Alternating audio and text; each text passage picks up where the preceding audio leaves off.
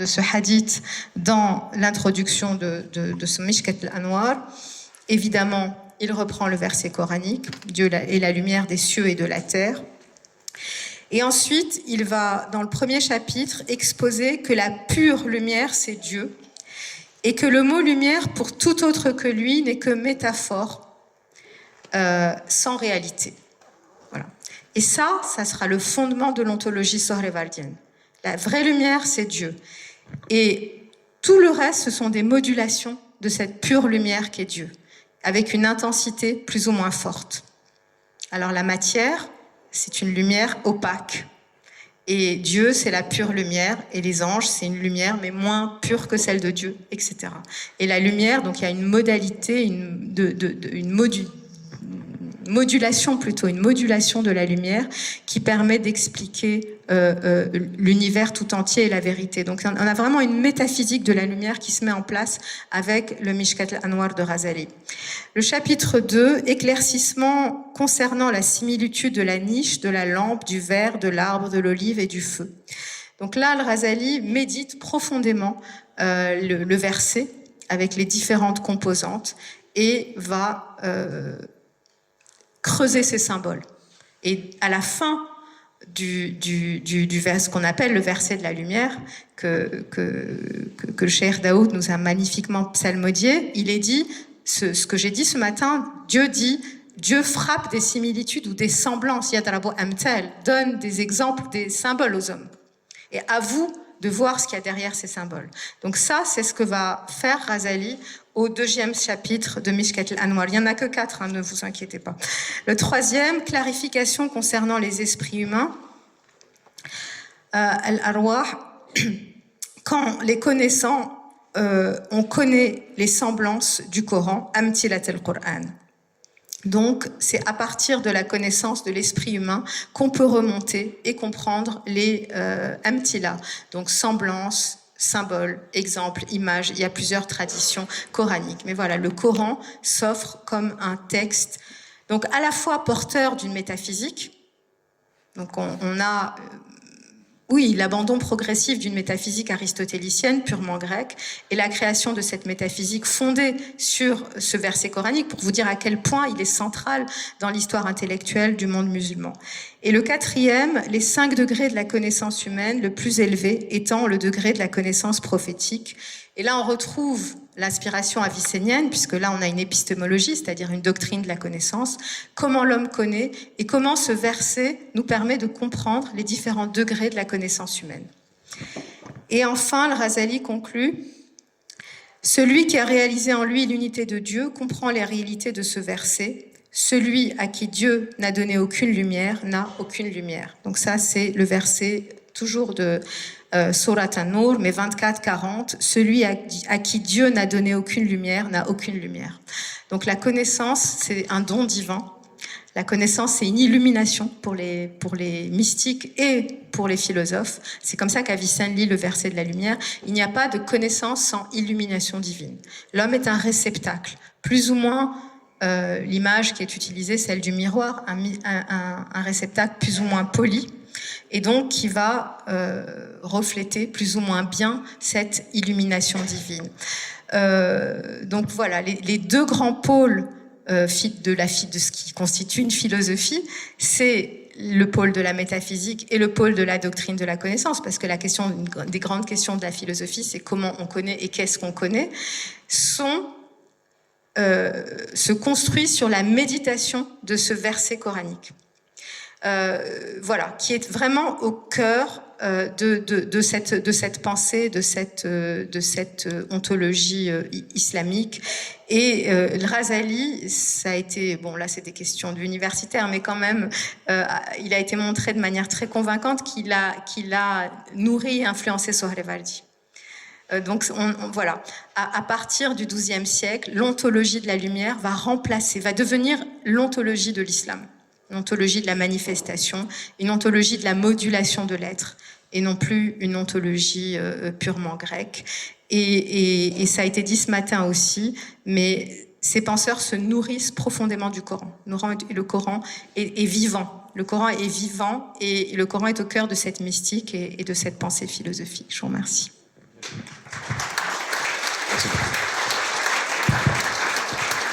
Non, c'est extrêmement édifiant. Et puis pour simplement resituer les choses un peu dans le contexte de ces versets que nous avons évoqués à l'instant, nous avons parlé pendant tous ces derniers jours des degrés d'élévation de l'âme. Et en l'occurrence, pour Azali et pour d'autres, ces versets parlent de la niche. La niche, c'est finalement une sorte d'incursion, de trou dans un mur, n'est-ce pas, dans lequel on va mettre une lampe. Donc le trou en question dans un mur, c'est le corps, tout simplement. C'est pas, c'est l'aspect physique. La lampe, c'est l'aspect psychique. Et nous avons vu la relation souvent dans tout ce que nous avons échangé entre tout ce qui était de l'ordre du miroir, de l'ordre de la psyché. D'ailleurs, en grec, la psyché, c'est le miroir à proprement parler. Et puis, il y a l'esprit, la lampe qui est... Enfin, je ne sais pas ce que j'ai dit, mais je crois que c'est la zujaja, le verre, c'est le verre qui est la psyché. Hein, où il y a un trou dans un mur, donc c'est le corps, n'est-ce pas? Il y a un verre dans le verre de la lampe, précisément, et c'est ce verre-là qui constitue la psyché. Et à l'intérieur de cette psyché, il y a une lampe, c'est-à-dire un feu incandescent, qui est l'esprit. Et ce feu incandescent vient lui-même et nourrit et par un combustible qui est d'un autre ordre, d'une autre réalité, qui émane d'un arbre béni, un olivier, qui n'est ni d'Orient ni d'Occident. Donc on comprend que c'est un olivier qui n'est pas de ce monde, puisqu'il n'est ni d'Orient ni d'Occident. Il est d'un autre ordre. Et ce quatrième degré, c'est ce qu'on pourrait appeler l'essence de l'être. Donc nous avons le corps, la niche, le verre, la psyché, et c'est là où il y a cette similitude entre le verre et le miroir, n'est-ce pas, réfléchissons. Et puis finalement, le feu incandescent, la lampe, et derrière la lampe, l'essence qui alimente cette lampe, et cette essence qui est finalement occulte, hein, cette essence divine qui est occulte, elle est lumière, elle peut éclairer même si aucun feu ne la touche, c'est-à-dire qu'elle est par elle-même et par nature divine, lumière, n'est-ce pas? Et donc, Nour ala Nour, lumière sur lumière. Et là, nous partons de la lumière de l'essence divine. C'est un peu comme l'état du trésor caché dont nous avons souvent parlé ici, qui est lumière en soi, dans son essence, comme l'huile de l'olivier est lumière en elle-même, avant qu'elle ne se manifeste sur un plan, si je peux dire, la première production. On l'a vu tout à l'heure, enfin ce matin avec Naïla Nour, c'est la première production après de cette présence divine de l'être avant sa manifestation, c'est le logos, c'est l'esprit, n'est-ce pas? Et c'est précisément la lampe. Et puis après, eh bien, c'est l'âme, la production de l'âme, et puis ensuite la production du corps. Donc il y a 4 degrés qui sont évidemment les symboles qui sont pris en compte par Ghazali dans son interprétation de ces versets de la lumière. Et ceci est aussi vrai à l'échelle individuelle qu'à l'échelle cosmique, n'est-ce pas? Il y a toujours ce vis-à-vis permanent entre le microcosme et le macrocosme. On dit de l'homme qu'il est un macrocosme réduit et du macrocosme qu'il est un homme agrandi à l'échelle de l'univers. C'est pas. Il y a toujours ce rapport constant entre l'univers et l'être humain. Et également dans la conception de ces versets de la lumière, puisque de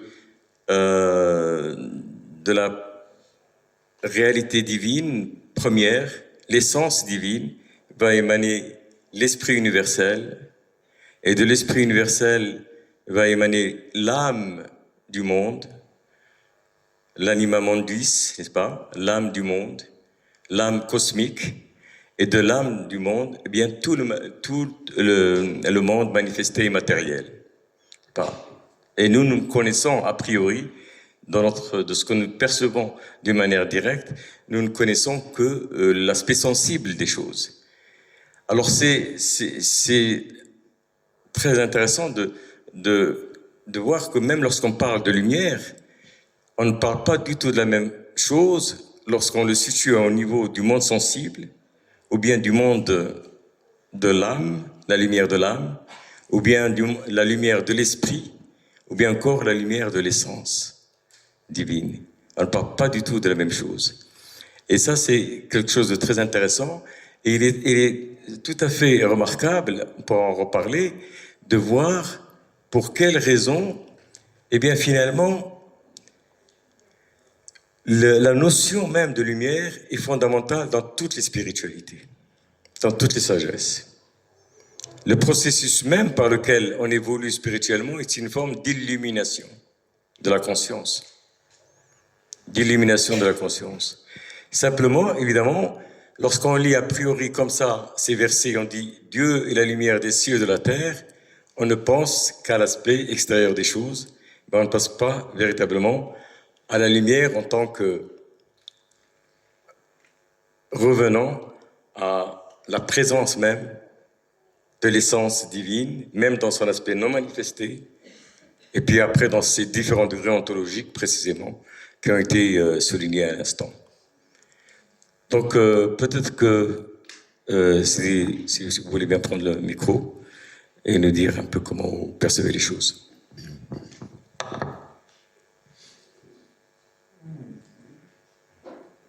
Et effectivement, l'interprétation du verset de la lumière est une magnifique rencontre entre la pensée philosophique et la pensée mystique ou soufie. Mais je voudrais remonter, comme j'ai un petit peu l'habitude de faire, un petit peu plus haut, en amont, en revenant à la manière dont les compagnons du prophète et les premières générations de musulmans, bien avant l'apparition de ce qu'on a appelé le soufisme, apparaissent pour... bon, j'ai rien révisé de tout ça, j'improvise un peu, mais je vous prie de m'excuser si j'ai des choses imprécises, mais je pense que la première interprétation est celle de Ubay ibn Ka'b, qui était parmi les compagnons un des grands lecteurs du Coran, pour qui le symbole de ce verset, c'était Qalb al-Mu'min, le cœur du croyant. Donc ça renvoie tout de suite, évidemment, à un rapport entre ce symbole de la lumière divine et ce qu'il y a à l'intérieur de nous-mêmes. Et génération après, Qatada, si je ne me trompe pas, c'est-à-dire le disciple de Hassan al-Basri, lui comprenait ce verset ou ce symbole comme celui du cœur de Mohammed. Donc la réalité intérieure du prophète. As-salatu was-salam. Donc, et ça, c'est quelque chose qui va avoir une longue vie dans la pensée et la tradition du tasawwuf. Et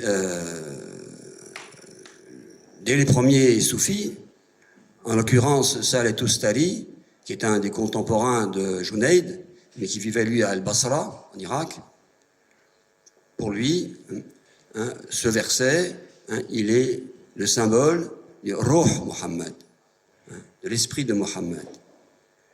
Et donc, ces spirituels ont compris que tout ce verset renvoyait en fait à la réalité intérieure du prophète, sa réalité même, ce qui va devenir ensuite, sous la plume d'Ibn Arabi, al-haqiqa al-muhammadiyya, hein, la réalité mohammedienne. Donc c'est toute une tradition d'interprétation qui se met progressivement en place.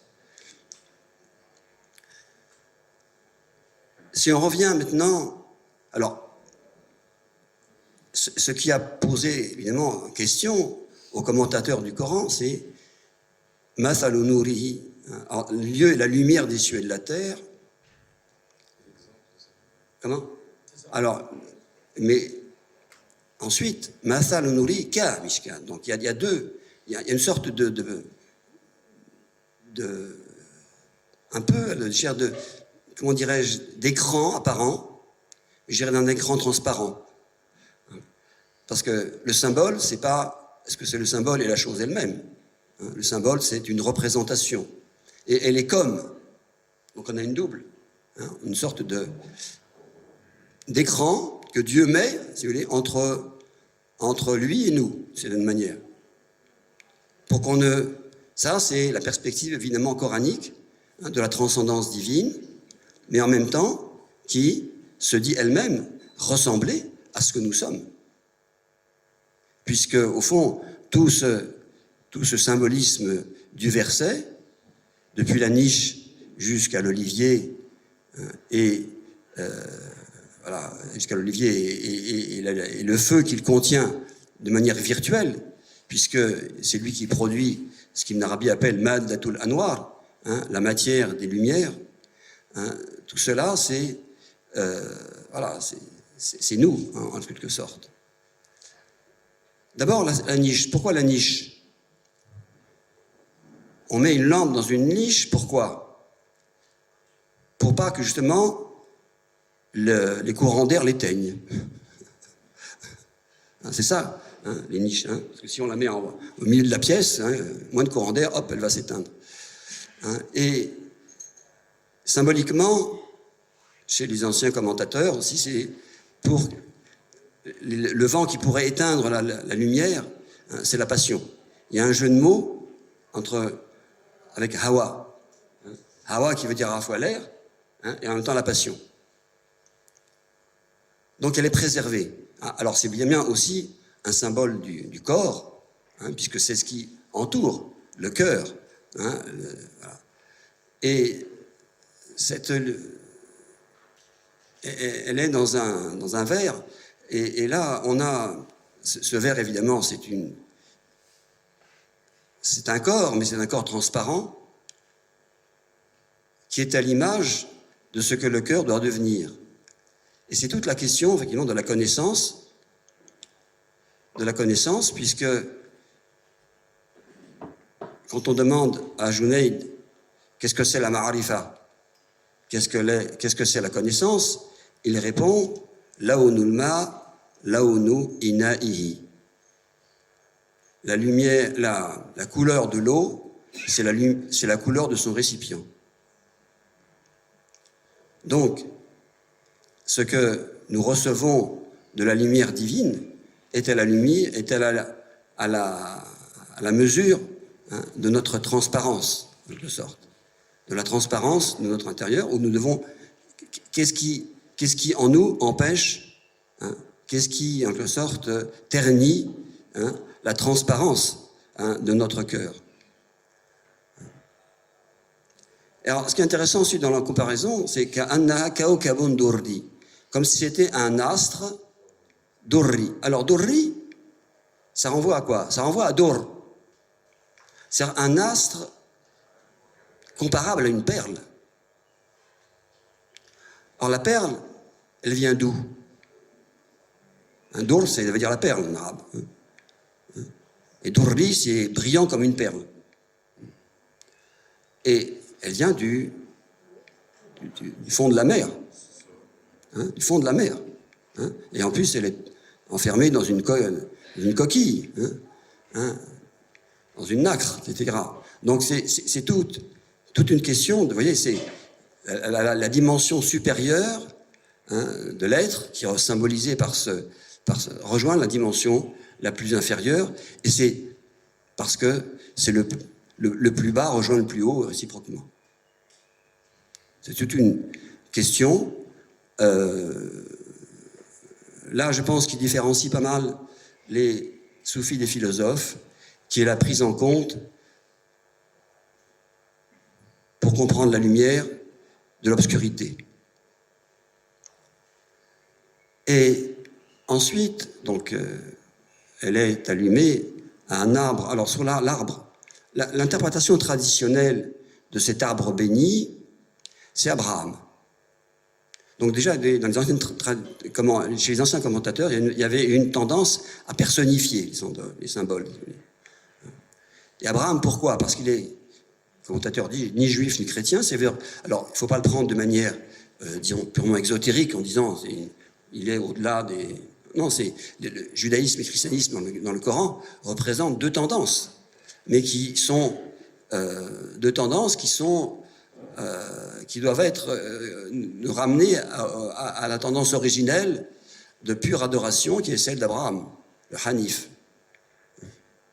C'est une dimension. Et alors, pour Ibn Arabi, évidemment, c'est une autre dimension qu'il met en avant. Il est ni oriental ni occidental, c'est-à-dire il est au-delà de toutes les directions. Il est ce qu'il appelle le Khat el-Istiwa, la ligne de l'équateur ou la ligne purement verticale. Là où toutes les dimensions se rejoignent et où tous les contraires se rejoignent. C'est vraiment la centralité et la verticalité qui est représentée par cet arbre, même si l'olivier, c'est pas un arbre très... mais ce qui est important, évidemment, en lui, c'est qu'il produit de l'huile. Yakad ou zaytuha yurdi. Peu s'en faut que son huile ne s'enflamme, même s'il n'était pas touché par un feu. Et le feu, oui, un éclair, pardon, un éclair, oui.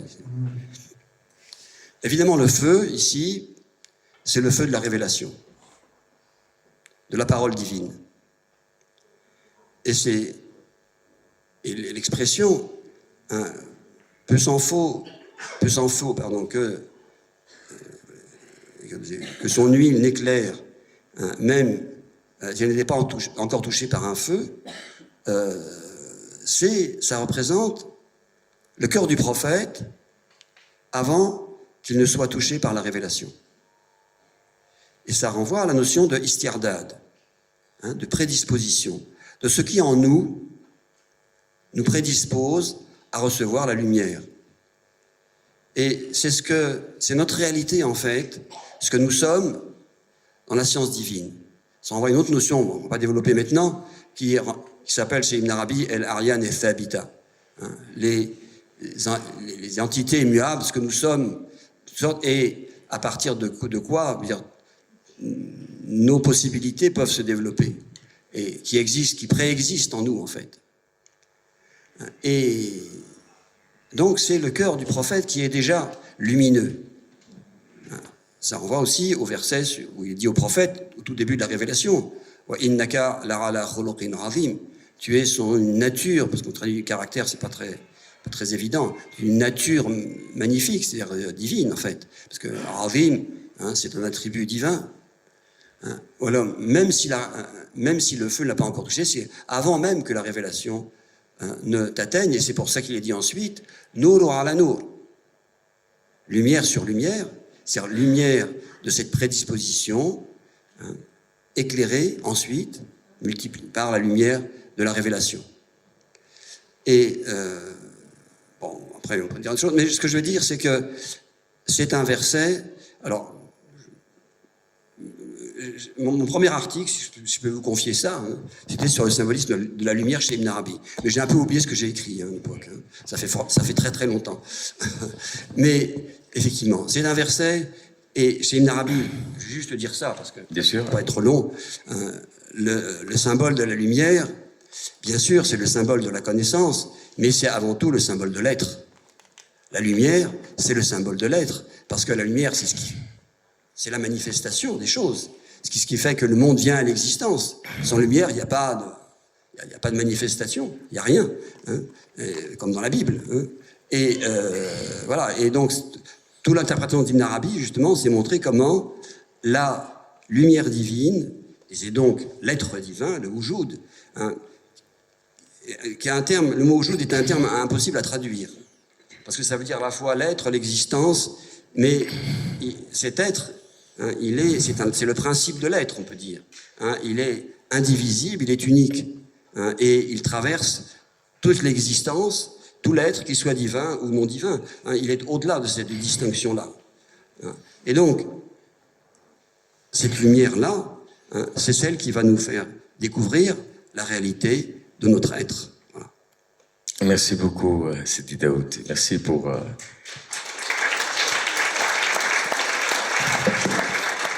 Alors, au fond, je pense qu'on peut tous s'interroger parce que nous sommes tous concernés, je dirais, évidemment, quel que soit notre itinéraire, parce qu'en réalité, ces paraboles, ils sont donnés à l'humanité tout entière.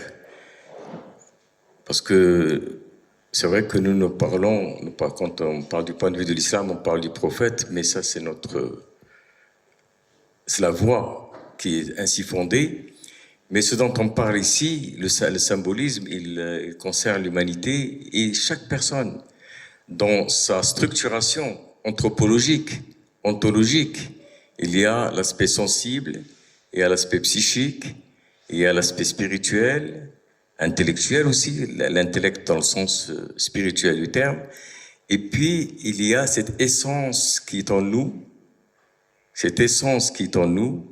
qui est innée et qui est considérée comme une forme de religion naturelle. Le fitra. La plupart du temps, en réalité, en revenant par le biais de tout un processus de rituel, de dévotion, de pratique, c'est pour atteindre ce degré de la fitra qui est déjà en nous. C'est pas cette religion naturelle, cette nature première qui est naturellement connectée à la présence divine. Et ceci est vrai de toutes les créatures, de tous les êtres. Et d'ailleurs, c'est un des passages du Coran qui dit وَإِذَا خَطَ رَبُّكَ مِنْ بَنِي آدَمَ مِنْ ذُرِّيَّتِهِمْ أَنفُسَهُمْ وَأَشْهَدُهُمْ عَلَى أَنفُسِهِمْ أَلَسْتُ بِرَبِّكُمْ قَالُوا بَلَى. Lorsque Dieu a pris, et ça c'est lorsque Dieu a pris des descendants d'Adam, toutes leurs âmes, c'est-à-dire toute l'humanité, n'est-ce pas? Avant la création de l'humanité, avant la création des corps, si l'on peut dire. Et il leur a dit, ne suis-je pas votre Seigneur? Ils ont répondu, oui. C'est-à-dire que nous avons en nous, en chacun d'entre nous, en chaque âme, il y a ce qu'on pourrait appeler peut-être, pourquoi pas, l'imago Dei, la visio Dei, la vision de Dieu, puisque nous l'avons contemplé.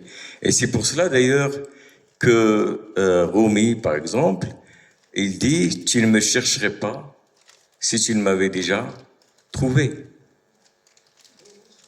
Parce qu'on cherche Dieu, parce qu'on en a déjà la saveur, on en a déjà la connaissance intérieure, même lointaine, enfuie.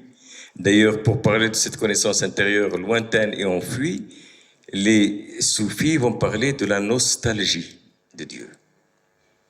De ce moment où notre âme, dans un autre univers, au-delà du temps et de l'espace, dans lesquels nos corps sont circonscrits, eh bien, notre âme a été dans cette relation de contemplation directe. Et ça, c'est quelque chose qui est indélébile, n'est-ce pas? Simplement, toute la question est de pouvoir faire en sorte de se rappeler, n'est-ce pas?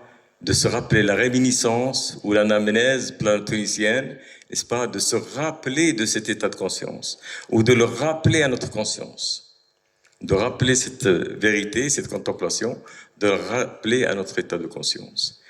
Et c'est quelque chose de très intéressant. Alors, je crois que dans toutes les traditions spirituelles, il y a quelque chose de très intéressant qui se passe, c'est que dans tous ces exercices, Eh bien, je pense que tout à l'heure, quand on vous demandera, pour ceux qui ont déjà l'habitude d'avancer, de prier, de pratiquer de quelques chemins qui est le leur, eh bien, il y a ces espèces de fulgurances qui peuvent arriver, n'est-ce pas, dans les moments de méditation, n'est-ce pas, et qui viennent précisément lorsque on est en train d'entrer dans ce processus de rappel, n'est-ce pas, le rappel, parce que l'un des exercices principaux du soufisme, c'est le dhikr, c'est l'évocation. Ça, on peut la traduire comme évocation, ou bien invocation, ou bien le rappel. Parce que lorsqu'on prend, par exemple, un nom divin, et qu'on dit, prends le nom lumière, Nour, Nour, Nour, Nour, Nour, n'est-ce pas? Ya Qawi, Ya Aziz, Ya Qawi, Ya Aziz. Et puis même dans les soirées, lorsque nous sommes dans les soirées, eh bien, il y a des noms divins qui reviennent. Pourquoi est-ce que nous sommes dans un processus de répétition? Précisément parce que nous sommes dans un état d'oubli. Un état d'oubli. La répétition a pour effet de nous rappeler quelque chose qui est enfoui en nous-mêmes et que nous avons oublié. Et c'est pour cela que très souvent, dans l'exercice, même de ce que nous partageons, par exemple, lorsque là, dans des soirées, il y a du dhikr, on est un peu saisi par une émotion spirituelle, mais c'est une forme de lumière. Parce que s'il n'y a pas quelque chose qui nous touche, on ne pourrait pas réagir. S'il n'y a pas quelque chose qui nous interpelle, qui nous rappelle quelque chose, on ne serait pas entré dans une espèce d'une autre, dans un état différent, dans une autre prédisposition. N'est-ce pas? Et tout cela par la force du rappel. Par la force du rappel. C'est pour cela que vous avez les veillées, vous avez le dhikr, vous avez tout un ensemble de façons de faire qui vont progressivement appeler les assistants à rentrer dans un état. Et puis alors effectivement, là, il y a la lumière du dhikr, si je peux dire. Il y a une lumière particulière qui vient surgir dans l'état de conscience et qui fait que nous rentrons dans une forme de proximité qui peut durer le temps d'une veillée, qui peut se reconstituer, se renouveler et rester jusqu'au matin, n'est-ce pas, et durer des jours. Lorsque Ibn al-Farid a écrit son éloge du vin, d'ailleurs cela est appelé l'ivresse spirituelle. C'est l'ivresse de l'âme. Et très souvent d'ailleurs, ça c'est plus une image orientale qu'occidentale, mais très souvent les orientaux décrivent la fascination de l'âme pour la lumière comme la fascination du papillon pour la bougie. N'est-ce pas? Le papillon tourne sans cesse jusqu'à ce qu'il vienne s'effondrer, s'anéantir dans la bougie. N'est-ce pas? Disparaître dans la bougie. Or, c'est exactement ce dont il s'agit. Il s'agit que notre conscience, que la conscience individuelle, que notre conscience sensible, notre conscience sensible, c'est une forme de lumière, mais une lumière matérielle, sensible, eh bien, vienne s'anéantir dans une conscience divine. C'est pas, ça peut durer un instant, ça peut durer longtemps. Ibn al-Farid, lorsqu'il a écrit son éloge du vin, il paraît qu'il était resté dans cet état d'intoxication ou d'ivresse spirituelle pendant une 40aine de jours. C'est bien, à l'époque, ils avaient le temps quand même. Ils n'étaient pas obligés de pointer, n'est-ce pas? Il y avait quand même, c'est-à-dire qu'on donnait la préséance, on donnait la prééminence aux questions de l'âme plus que du corps. Parce qu'aujourd'hui, on se dit, mais comment ça se fait? Mais ces gens-là, ils ne travaillaient pas, ils vivaient de quoi? Ils faisaient comment? Quand ils ne parlent jamais des choses ordinaires. N'est-ce pas? Ils disent simplement, nous sommes réunis telle nuit, avec telle personne, avec tel maître. Nous avons reçu tel enseignement, on a partagé tel sama. N'est-ce pas? Et toute leur vie est ainsi, en permanence. Donc il y a quelque chose là qui est extrêmement intéressant et des leçons de vie probablement parce que peut-être que nous nous mettons des contraintes qui ne sont pas nécessaires. En tout cas, chaque fois que l'on peut se dépouiller, d'ailleurs, une façon d'exprimer un petit peu cette entrée en extase, parfois c'est le déchirement des habits. Ça me zèbre, n'est-ce pas? Et parfois ça se fait physiquement, n'est-ce pas? Dans certains groupes, hein, n'est-ce pas? Après ça se dit plus sous forme poétique, n'est-ce pas? Mais le déchirement des habits pour rentrer dans cet état de conscience, c'est aussi évidemment symbolique, le déchirement des voiles de la conscience ordinaire pour rentrer dans un autre état de ferveur et de conscience. Donc dans un autre état de lumière, c'est ça qui est intéressant. Mais je vais demander à mon ami Lala Ikram Benani, qui est une intellectuelle mais en même temps théologienne, qui est journaliste aussi, qui anime une émission. Hein? D'ailleurs, elle s'appelle Lumière et Vision. Hein? Donc voilà, hein? On va pas aller chercher très loin. Et puis vous allez nous parler un petit peu. Tu peux parler en arabe, si je crois que je serai plus à l'aise, et je traduirai un peu. La question? La question, c'est simplement comment tu interprètes, toi, le symbolisme des versets de la lumière, dont d'ailleurs ta contemplation, dans ta réflexion, et comment ces versets peuvent ou ont pu nourrir celle-ci. Salam alaikum wa rahmatullah. Je m'excuse ma voix, je suis grippée. Je ne sais pas, est-ce que je peux prononcer bien. ربي اشرح لي صدري ويسر لي أمري واحلل عقدة من لساني يفقه قولي. أول شيء أريد أن أثيره في هذه الكلمة هو أن نعود إلى شخصية صاحب هذا الكتاب مشكاة النور، هو أبي حامد الغزالي. شخصيته حينما نرى مسيرته في حياته سنفهم ماذا يريد أن يقصد من خلال هذا الكتيب الصغير لكن فحواه كبير جدا، مشكاة النور. نعرف أن نعم الأنوار، مشكاة الأنوار. نحن نعرف أن أبي حامد الغزالي عاش حياة حيرة، وهذه الحيرة هي اللي جعلت منه أن يكون حجة الإسلام. يعني هو كبير قومه، ولعله هو ذلك الذي يأتي على رأس كل 100 سنة من يجدد أمر الدين. معنى أنه لم ينفي الفلسفة وفي نفس الوقت لم يتفق مع الفلاسفة في جميع آرائهم، فلسفة سقراط وأرسطو وأفلاطون، وكذلك أكد على احترام كتاب الله وسنة رسوله فيما هو شيء غيبي في علم الميتافيزيقا والغيبيات. معنى أنه جمع بين علم الكلام، المنطق، الفقه، أصول الدين، وعلم الأخلاق وعلم السلوك، فجعل منه هذا التعدد وهذا البحث الدقيق في كل مجال موسوعة علمية وفقهية وكلامية وكذلك صوفية. فالإمام الغزالي حينما تحدث عن سيرته الذاتية في كتاب المنقذ من الضلال كان في البداية ينفي كل ما هو صوفي وعلم الحقيقة. يقول يجب أن نأخذ بما جاء في كتاب الله وسنة رسوله صلى الله عليه وسلم، وينفي كل علم الكلام أو الحديث أو الحوار المنطقي.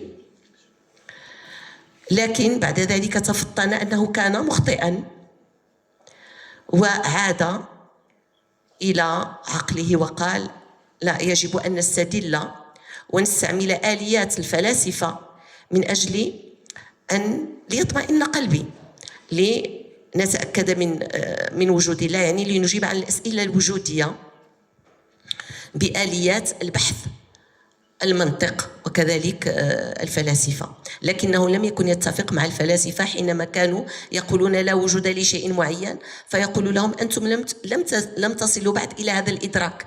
ليس معنى أنك لم تدرك شيئا هو غير موجود، فإدراكك أنك لا تدرك شيئا ففي حد ذاته إدراك. ممكن ترجم هذه؟ Alors,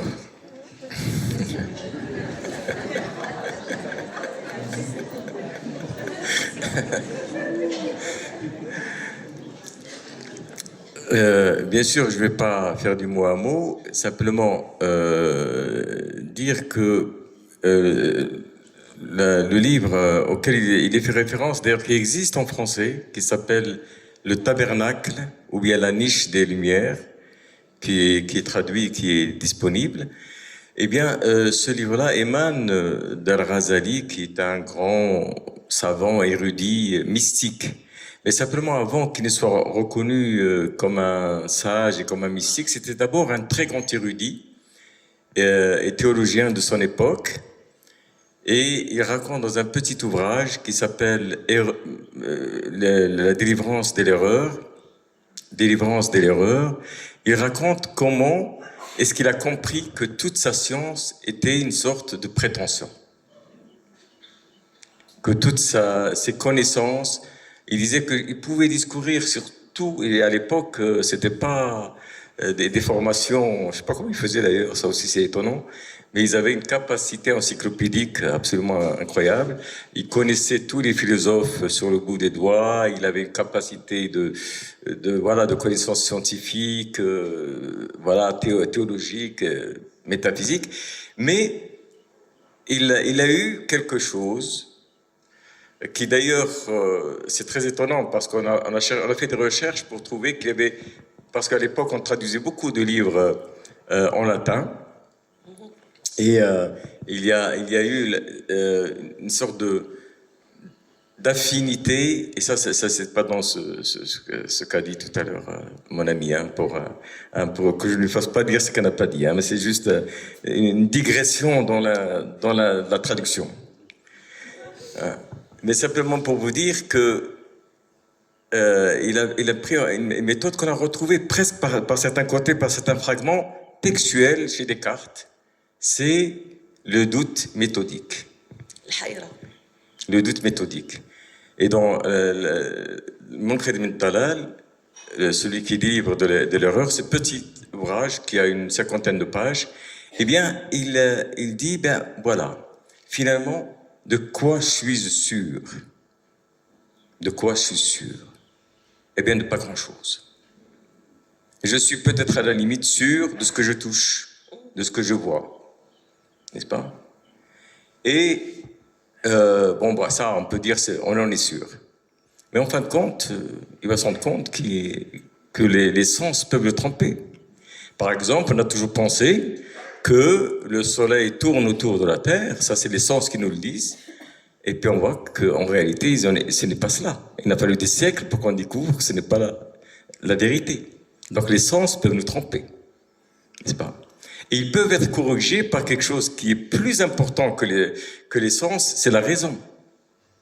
N'est-ce pas? La raison peut corriger les sens. C'est ce qui s'est beaucoup passé dans les sciences physiques et ainsi de suite. Et on voit bien ici, vous voyez les degrés, parce que la niche, c'est le corps, c'est l'essence, et puis après, le verre, la psyché, eh bien ça, c'est la raison.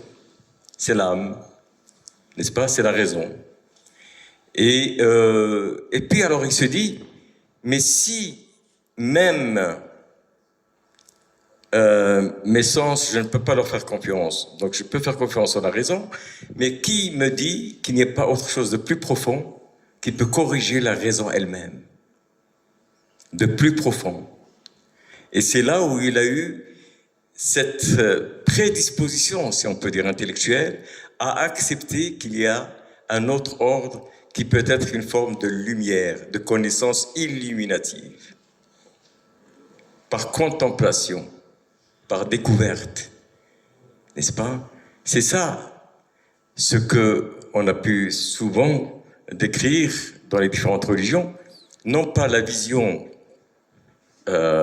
sensible, mais la vision du cœur. Et ce n'est pas une façon de parler, c'est véritablement une intelligence intérieure, une intellection intérieure.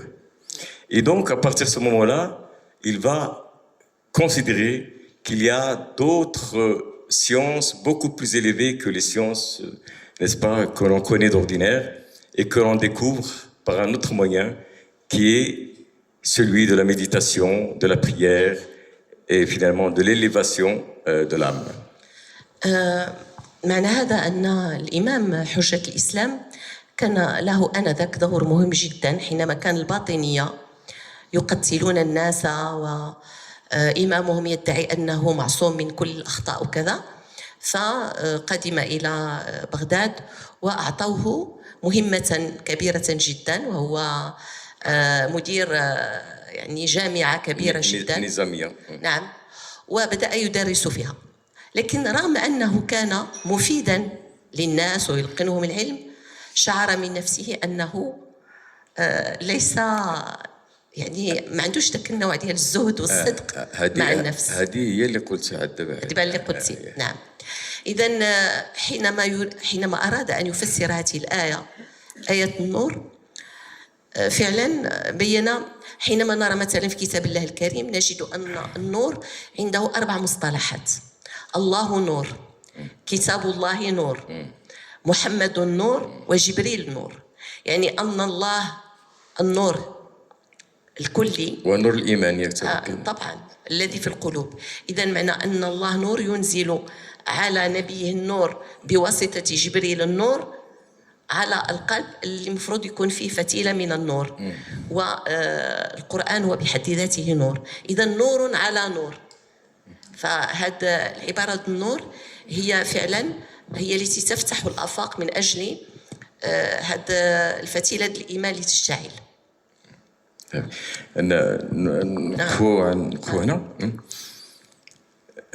Très bien. Donc voilà, le symbolisme de la lumière est considérable, on l'a bien compris. Et d'ailleurs, dans la tradition de l'islam, on parle du prophète comme une lumière, du Coran comme une lumière, de la piété et de la foi comme une lumière, de l'archange Gabriel comme une lumière, n'est-ce pas, et de Dieu évidemment comme une lumière. On a bien compris qu'il y avait différents degrés de réalité de la lumière, et ça a été bien exprimé par Mariam tout à l'heure, la modulation d'une même source de lumière qui peut passer par des prismes différents, par des filtres différents, et finalement la lumière devient comme le symbole le plus fort, le plus évident, le plus intense pour à la fois parler de l'unité et de la multiplicité. Une seule lumière passant par un prisme devient une série de lumières différentes, n'est-ce pas? Devient les lumières de l'arc-en-ciel, et à travers ces lumières de l'arc-en-ciel, on constitue tout ce qui existe. À partir de là, le monde s'élabore et se constitue et se dessine. Donc, si vous voulez, la force de ce symbole est fondamentale. Mais je voudrais aussi dire une chose importante. Ce que Razali a compris, et qui a été une chance pour beaucoup de personnes depuis son époque, c'est qu'il a montré qu'on ne peut pas prendre la religion simplement comme un aspect extérieur, comme simplement un aspect sensible, et croire à un aspect littéral, et de dire voilà, la religion c'est ceci.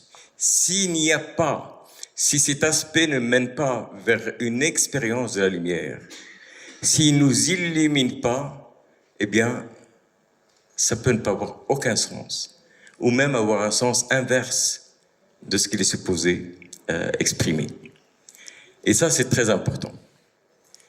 Quelqu'un qui était souvent dans son expression, peut-être parfois un peu dans une sorte de combat contre toutes les formes d'extrémisme, lui-même n'étant pas religieux vraiment, mais les formes d'extrémisme qui ont fait beaucoup de mal à toutes les religions du monde, n'est-ce pas? À toutes les religions du monde. Et d'ailleurs, on voit, quelqu'un me disait tout à l'heure, pourquoi pas ne pas le mentionner ici, ce qu'ont fait les extrémismes au Moyen-Orient aujourd'hui, cette catastrophe humaine, n'est-ce pas, son nom. Comment est-ce qu'on peut en arriver à humainement concevoir de telles choses? Il faut être dénué de toute forme de lumière. Il faut être dans l'obscurité. Or, parfois, on parle au nom des religions, mais en réalité, c'est ce qui habite, ceux qui parlent et qui se réclament de ces religions, ce n'est pas du tout une forme de lumière, mais bien au contraire, des formes d'obscurité. Une forme de haine, une forme de rejet des autres. Et que cette personne qui disait cela, qui est une forme de militant un petit peu laïque, il disait, lui, mais il disait, c'est quand même incroyable. Moi, quand je vois ceux qui viennent avec des longues barbes, avec prêcher, n'est-ce pas, avec une espèce, ce que je vois quand je les vois, je vois des espèces de traits qui n'ont rien à voir avec la lumière. Qui n'ont rien à voir avec la lumière. Qui ont à voir avec une espèce de colère permanente, n'est-ce pas? Et quand je vois des gens qui travaillent sur eux, des gens qui sont dans le travail spirituel, eh bien, on voit des gens, on ne peut pas dire qu'ils soient des anges, hein, mais ils ont une certaine sérénité. Et ça change tout. Donc, ce qui apporte cette dimension-là, c'est cette dimension spirituelle, et ça soit très important, cette dimension intérieure et spirituelle, et c'est très important que ça soit quelqu'un de la taille, de l'immense taille, si je puis dire, intellectuelle de Razali, qui a fondé cela et qui a expliqué que sans cette lumière intérieure, sans cette vécu intérieur, les religions peuvent devenir simplement des idéologies qu'on utilise, soit simplement pour des égoïsmes personnels. Par exemple, lorsque on cherche à devenir érudit pour occuper le poste de juriste, pour occuper le poste de qadi, pour occuper le poste de magistrat, ou bien tout simplement au contraire, comme ça devient un moyen de chercher un pouvoir à travers la religion.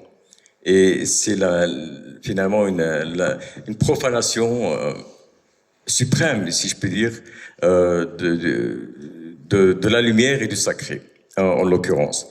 Donc, si vous voulez, on va peut-être pas aller plus loin. Vous laissez nous dire un petit peu comment vous accueillez un peu toutes ces réflexions sur la lumière, sur l'importance de la lumière, sur le symbole de la lumière, sur la lumière du corps, de l'âme, de l'esprit. Voilà, à vous.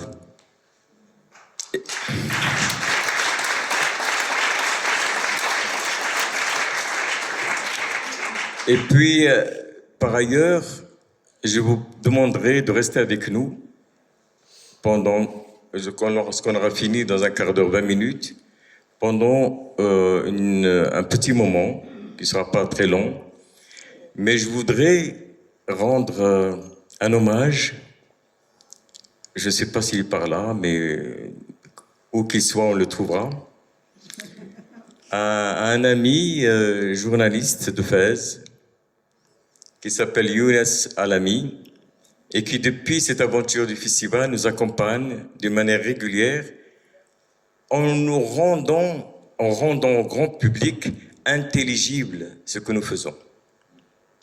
C'est tellement peu facile. Voilà. Et chaque fois, il a cette façon, cette virtuosité de mettre le doigt sur les concepts, sur les significations, si bien que beaucoup de choses que nous échangeons ici, eh bien, commencent à faire partie du patrimoine commun que nous avons dans tout le Maroc.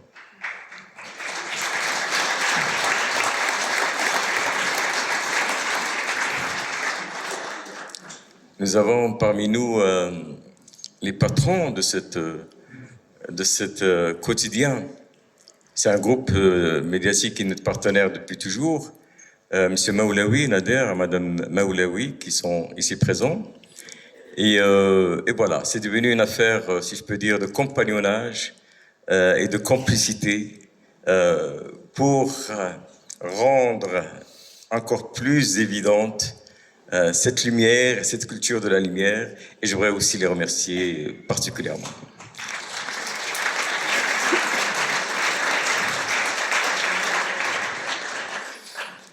Donc on va prendre un petit temps assez court pour prendre quelques questions, et puis avec votre permission et votre patience, ou alors, puisque nous en avons parlé, qu'est-ce que vous en pensez? Rendons cet hommage à M. Younes Saami qui vient nous voir.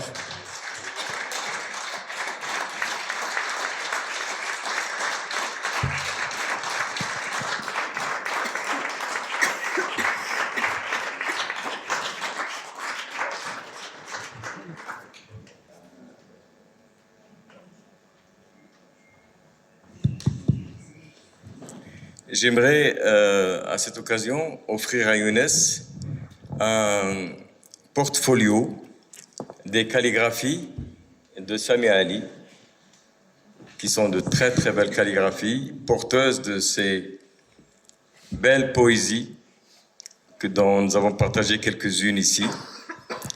Le voici.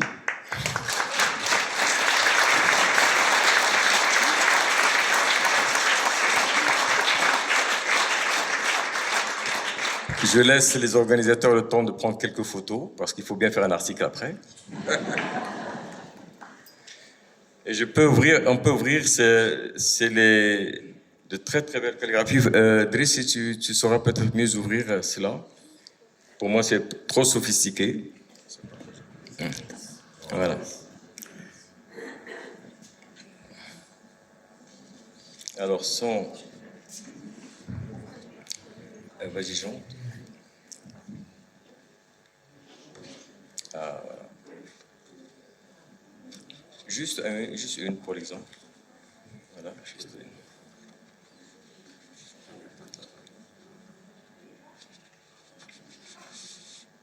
Ouais.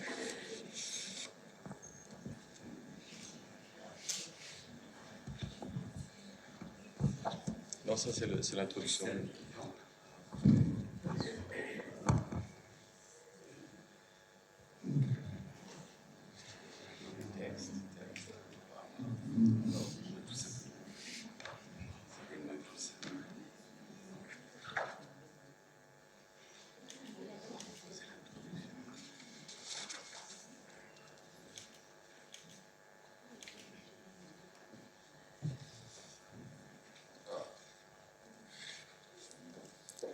Voilà un exemple.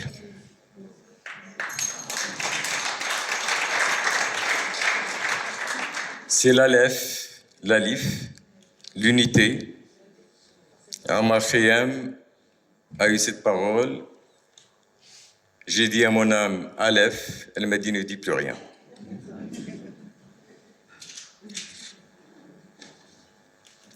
Voilà d'autres calligraphies. Et avec évidemment leur traduction, faite par Samia Ali, qui était un homme tout à fait remarquable, d'une très grande sensibilité et d'une grande subtilité aussi, dont la traduction est elle-même une poésie en soi. Voilà, chers amis, j'ai